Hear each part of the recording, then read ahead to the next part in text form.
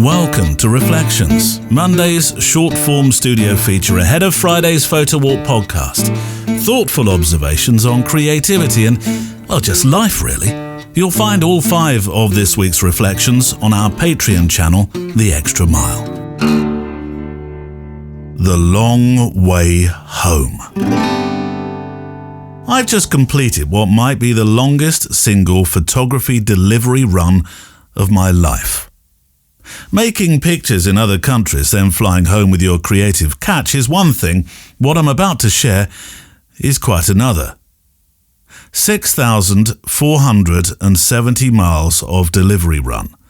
2,845 of those from Los Angeles to New York on land by SUV, followed by another 3,625 miles across the Atlantic aboard the Queen Mary 2, and all of it made in the service of a few boxes of negatives.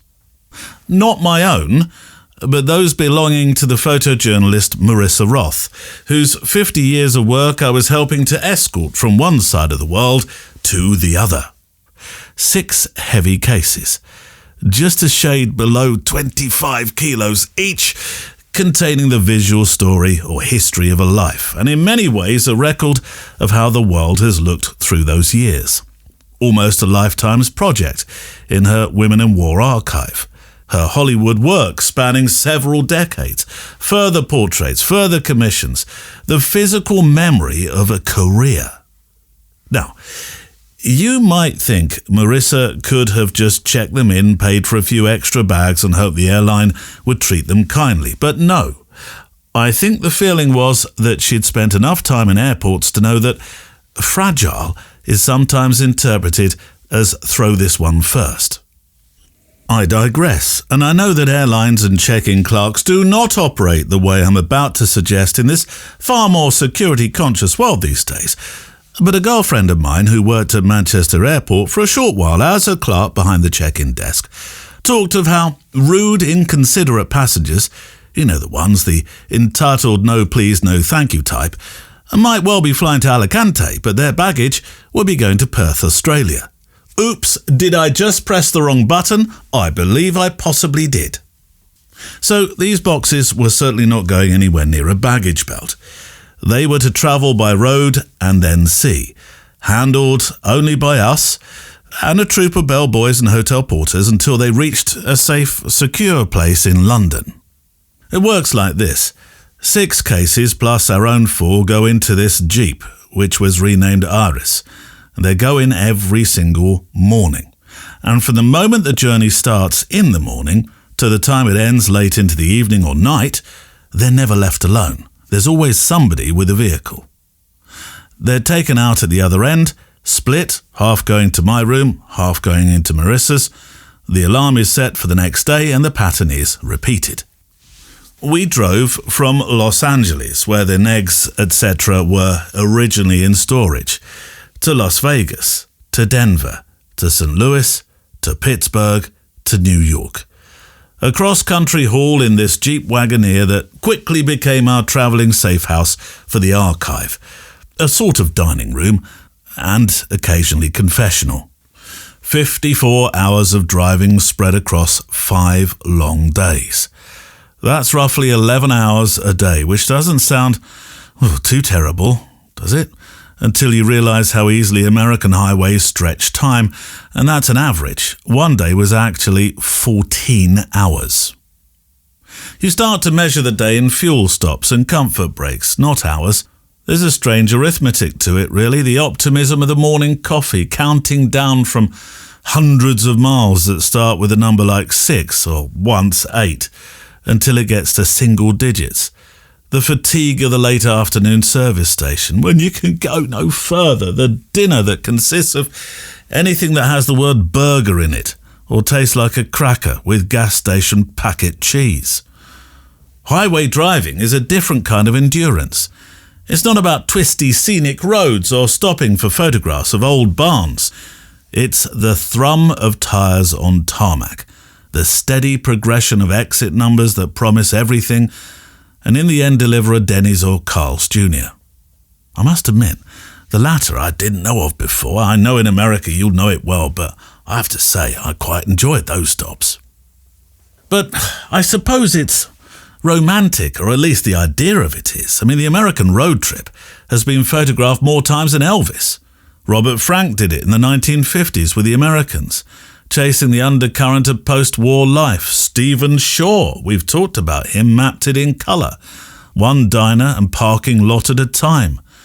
Dorothea Lange and Walker Evans turned it into a social history thing during the Depression.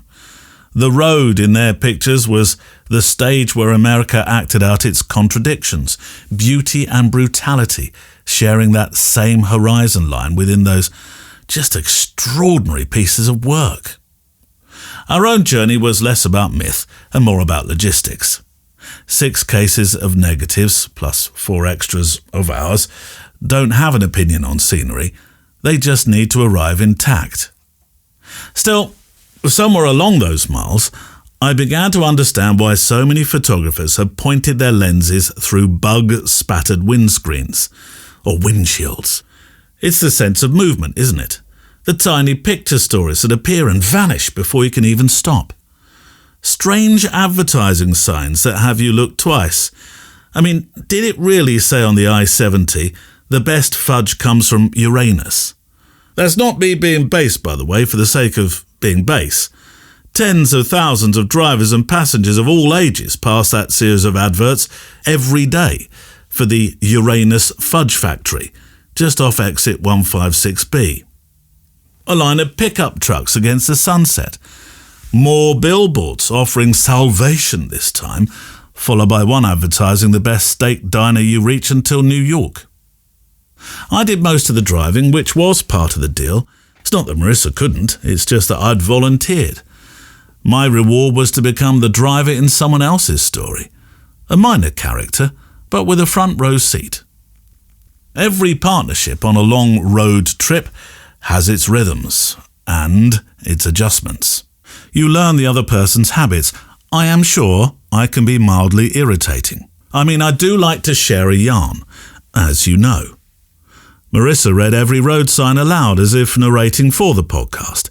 Every speed limit, every merge left, every roadworks in 2 miles. She had a running commentary on the types of cars overtaking us, a sociological breakdown of the American highway in some ways, and though she may wince at that idea, this was the way it worked for 2,845 miles, including when she drove. At first I thought it was nerves, particularly when I took to the wheel.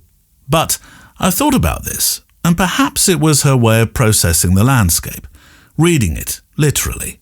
I mean, that's what we do as photographers with our eyes in many ways, isn't it?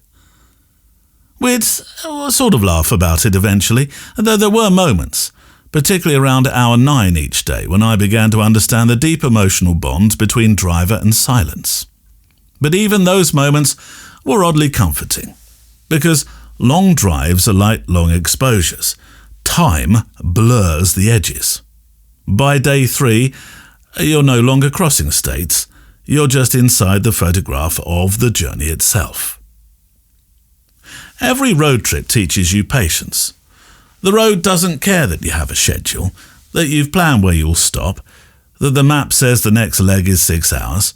There'll be roadworks, wrong turns, city detours because someone, that would be me, takes a scenic exit when they're not supposed to. The American road has its own sense of humour. It shows you every detour it can before eventually letting you back on the highway. By the time we reached New York, the odometer read 2,845 miles. The cases were still stacked safely in the boot, unruffled, while the 2 of us looked like we'd been through a long-form endurance test, and in a way, we had. The next leg, the Atlantic crossing aboard the Queen Mary 2, felt almost genteel in comparison, but that's a story that starts later on during the week. On Friday, you'll hear the audio from the journey and a fascinating Titanic expert I met on the second evening of the voyage. For now, I've been thinking about this strange responsibility of carrying other people's stories. Negatives are fragile things. They're small, light, almost invisible until you hold them to the light. yet they contain entire worlds. They are memory made physical, proof that something once existed, that a moment happened. In the digital age, the idea of physically guarding them feels oddly ceremonial. It's not just about preservation, it's about respect. And perhaps that is the reward of this kind of journey. The road becomes a metaphor for trust, both in the material you're carrying and the person you're travelling with. You share space, you share silence, you learn the art of compromise somewhere between a service station and a state line, or at least you learn how your way is not necessarily the other person's way. I've been asked over and over, why not just hire one of those specialist companies to send the freight by air? I mean, works of art in museums are indeed sent like that every single day of the year, and I'm yet to hear that somebody lost $1 million worth of painting in the belly of an Airbus 380. But there's another edge to this story that may explain the thought behind the process. This week I'll be sharing reflections from the journey. Tuesday and Wednesday, the business of driving, the hum, the monotony, the moments of unexpected beauty between the gas stations. Thursday and Friday, the crossing of the Atlantic, a voyage that felt, well, less like transport at that time because I wasn't doing the driving, and more like a continuation of Marissa's family story. Her parents' journey in the opposite direction at the outbreak of the Second World War, escaping persecution in Europe to begin a new life in America. For them, the ocean was survival. For us, it was return, carrying back a lifetime of images to the continent that had once shaped her family's fate. It was, in a sense, the completion of a circle. So yes, it was 2,845 miles by land, 3,625 by sea, 6 boxes of negatives, and 2 people in a Jeep who'd never driven together before in their life. But we did make it, and every frame arrived. And if you ever find yourself wondering what trust looks like, I can tell you this. Sometimes it looks like a dusty Jeep pulling into Manhattan with half a century of human history in the boot, or trunk, of course, and 2 tired travellers celebrating over a final cup of roadside coffee, amazed that nothing, not one thing, got lost along the way. Or, well, there was one thing, which I'll talk about later this week.